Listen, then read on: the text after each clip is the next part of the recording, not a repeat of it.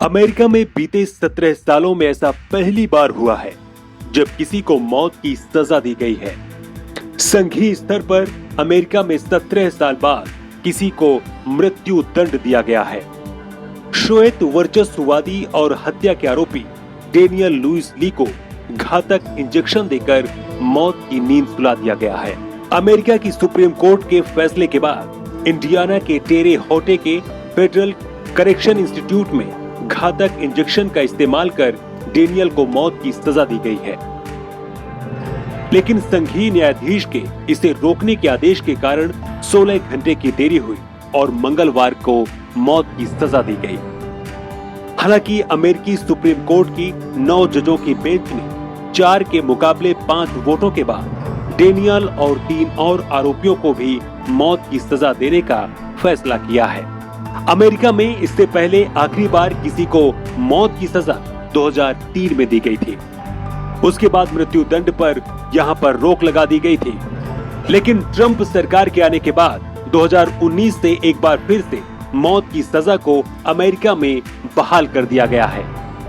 Daniel ली को 1996 में America के अरकानसस में बंदूक हथियार डीलर विलियम मुलर, उनकी पत्नी नैन्सी मुलर और उनकी 8 साल की बेटी सारा पावेल की हत्या करने और उसके शव को एक झील में फेंक देने के मामले में दोषी ठहराया गया था। चलिए आपको बताते हैं कि आखिर अमेरिका की संघीय और प्रांतीय सजा में फर्क क्या होता है।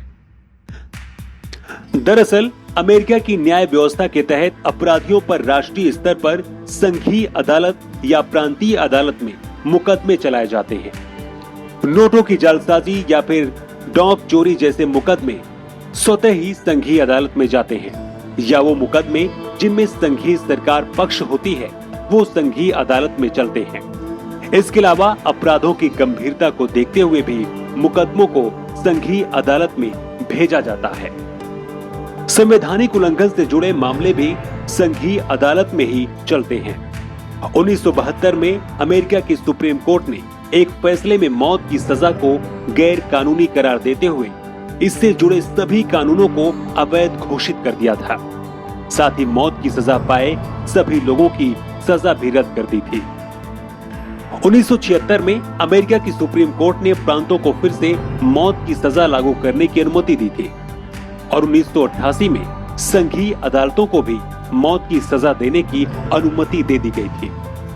साल 1988 से 2018 के बीच अमेरिका में संघीय स्तर पर 78 अपराधियों को मौत की सजा सुनाई गई है। इनमें से अभी तक सिर्फ 3 लोगों को ही सजा दी गई है।